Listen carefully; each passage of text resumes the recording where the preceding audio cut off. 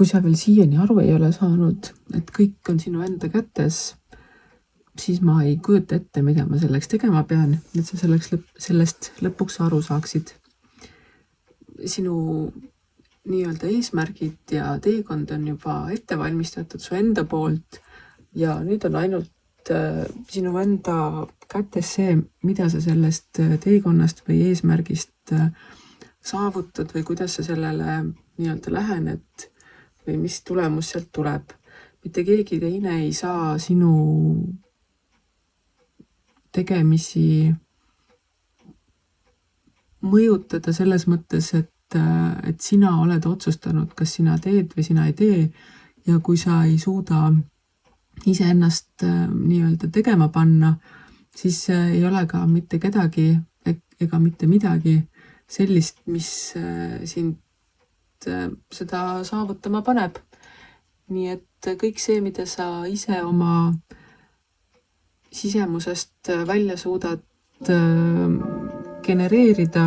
see on see, millega sina pead tegelema ja saavutama selle, mille sa oled endale eesmärgiks pannud. Kui eesmärk on liiga suur, siis on mõistlik neid ka mõni väiksema sammukaupa liikuda ja kui sul on selleks abi vaja, siis otsi mõni mentor või juhendaja, kes oskab sind õpetada, kuidas teha eesmärke natukene väiksemaks, sest et ka kui sa mere peale lähed, siis sul peab olema mingisugune plaan ees. Sa ei saa lihtsalt võtta kätte ja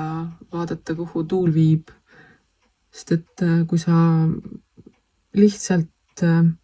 jääd ootama seda, et kuhu tuul viib, siis ei pruugi sa sealt mere pealt enam kunagi tagasi saada ega ka kuskile mõistlikku kohta välja jõuda, mis toob mind jälle tagasi selle sama juurde, et sinu enda sees, sinu enda kätes, ära oota neid häid tuuli, vaid loo ise omale see tuul ja alusta kohe ning usalda elu.